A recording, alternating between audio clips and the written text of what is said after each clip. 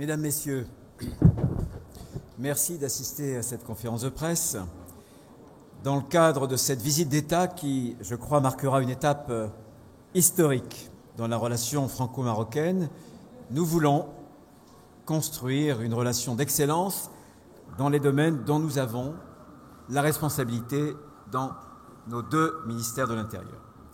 Nous avons eu avec mon homologue Abdelwafi Laftit et ami désormais, des échanges très denses, très constructifs qui nous ont permis d'avancer.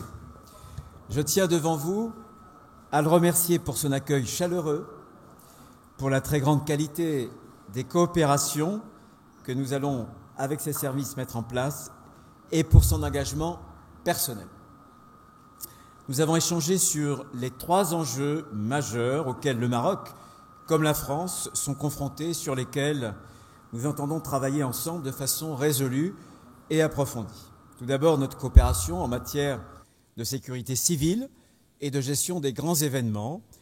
Nous avons signé hier soir avec le ministre 2 accords importants en matière de sécurité civile, de protection civile, qui ouvrent la voie, j'en suis sûr, au renforcement de nos coopérations. J'ai par ailleurs remercié le ministre pour les moyens qu'il a mis à notre disposition de la France pour contribuer à la sécurisation des Jeux olympiques et paralympiques, ce qui était important. Nous sommes prêts, bien évidemment, désormais à partager notre expérience de gestion et de sécurisation des grands événements sportifs, notamment en vue de la Coupe d'Afrique des Nations, qui se déroulera en 2025, et puis en 2030, de la Coupe du Monde de football.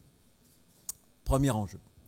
Deuxième enjeu, les enjeux sécuritaires où nous avons une coopération dense et de très grande qualité. Nous avons échangé notamment sur 2 priorités en particulier. Notre coopération en matière de lutte contre le terrorisme, qui est approfondie et fructueuse. La lutte contre le narcotrafic ensuite, qui est au cœur, comme vous le savez peut-être, de mon action en tant que ministre de l'Intérieur en France. Certaines opérations fortes, comme l'arrestation du responsable d'un clan marseillais, et notamment pour ce qui concerne ce cas-là du clan Yoda, en mars dernier, c'était le 9 mars dernier, au Maroc, il s'agissait de M. Félix Bingui, ont illustré toute l'efficacité de la coopération franco-marocaine dans ce domaine. C'est dans cet esprit que nous souhaitons resserrer les dispositifs entre nos services respectifs dans les semaines et les mois qui viennent. Enfin, les questions migratoires, sur lesquelles nous avons à la fois un agenda global qui comprend les mobilités légales et la lutte contre l'immigration irrégulière. Nous avons un cadre de travail que nous souhaitons approfondir, que ce soit en matière de retour, de lutte contre les filières ou de surveillance des frontières terrestres et maritimes. Sur la question des réadmissions de ressortissants marocains en situation irrégulière, nous avons un cadre et des procédures avec des délais et des éléments d'identification pour les personnes dont l'origine n'est pas documentée. Nous avons convenu de les améliorer pour raccourcir les délais et pour mieux faire en termes de nombre de personnes réadmises. Nous avons convenu, avec mon homologue, de suivre directement cette question à notre niveau, avec des points d'étape réguliers. Sur la surveillance des frontières, nos 2 pays font face à des pressions migratoires fortes et à la responsabilité de surveiller des frontières terrestres, maritimes, stratégiques, ce qui ouvre un potentiel important d'échange d'expériences et de bonnes pratiques. C'est un axe, là encore, que nous allons développer. Pour avancer ensemble sur ces enjeux, nous avons posé un cadre de travail, un cadre conjoint, un cadre clair, pour les prochaines semaines et les prochains mois. D'abord, le cadre de rencontres et de travail permanent sur les questions migratoires, et je veux citer le groupe mixte migratoire permanent qu'il nous faut utiliser vraiment pleinement. Ensuite, une feuille de route franco-marocaine pour fixer des objectifs, des méthodes sur l'ensemble des enjeux d'intérêt commun. Nous allons y travailler dans les semaines qui viennent.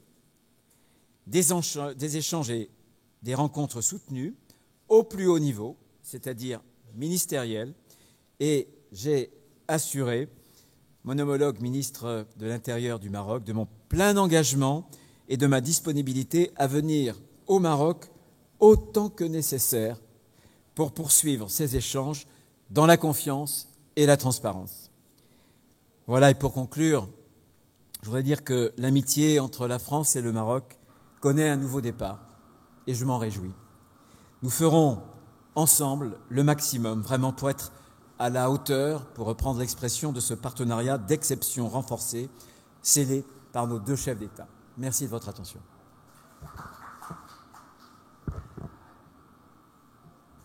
معالي السيد وزير الداخلية، السيدات والسادة، على هامش زيارة الدولة التي يقوم بها فخامة الرئيس الفرنسي إيمانويل ماكرون إلى المملكة المغربية، تم إجراء محادثات ثنائية هذا المساء مع وزير الداخلية الفرنسي السيد برونو روتايو.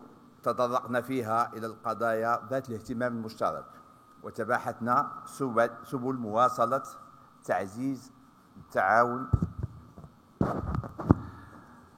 بما ينسجم مع طموحات وتطلعات صاحب الجلالة الملك محمد السادس نصره الله وفخامة رئيس الجمهورية الفرنسية السيد إيمانويل ماكرون من أجل شراكة استثنائية وطيدة.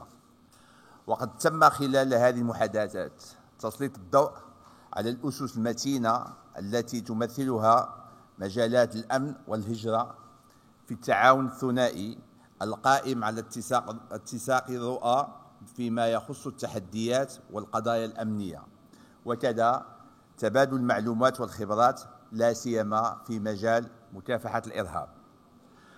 وفيما يتعلق بقضايا الهجرة، وتماشيا مع الإعلان المتعلق بالشراكة الاستثنائية الوطيدة بين المملكة المغربية والجمهورية الفرنسية الذي وقع عليه صاحب الجلالة الملك محمد السادس نصره الله وفخامة السيد إيمانويل ماكرون رئيس الجمهورية الفرنسية، ستساهم الوزارتان في وضع الأجندة الشاملة التي تغطي في الآن ذاته تسهيل التنقلات النظامية ومكافحة الهجرة غير النظامية والتعاون في مجال إعادة القبول ومنع عمليات المغادرة بالطرق غير القانونية، وكذا تعزيز التنسيق بين دول المصدر وبلدان العبور وبلدان الإقامة على أساس مبدأ المسؤولية المشتركة.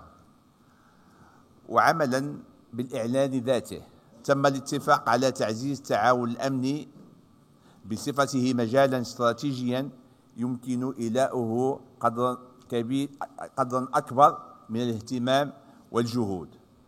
وفيما يخص القاصرين غير المرفقين، فقد أعطى صاحب الجلالة نصره الله توجيهات ملكية سامية صريحة من أجل تسوية وضعية القاصرين والذين تم تحديد هويتهم كمغاربة، حيث قام فريق عمل مغربي بزيارة فرنسا في يونيو 2018 لتقديم المساعدة للسلطات الفرنسية.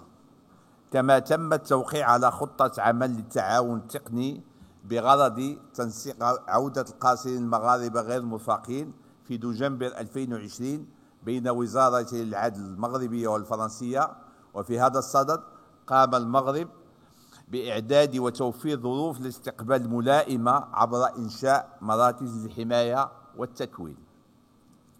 كما أن مسألة الالتزام بمغادرة الأراضي الفرنسية تحظى بعناية خاصة من الطرفين، وذلك في إطار المسؤولية المشتركة، إذ تقوم المجموعة المشتركة الدائمة المغربية الفرنسية حول الهجرة بعقد اجتماعات دورية بهدف معالجة كل القضايا ذات الصلة بكيفية سلسة ومثالية.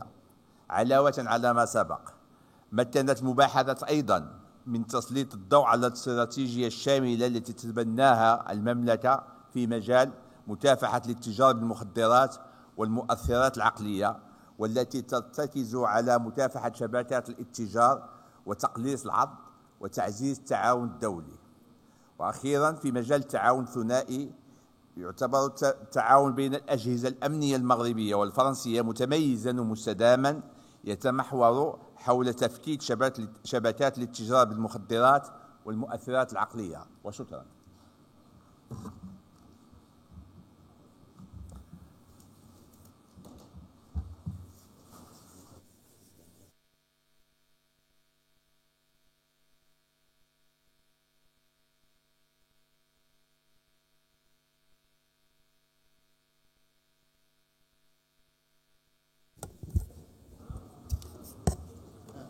اعطيني تليفوني.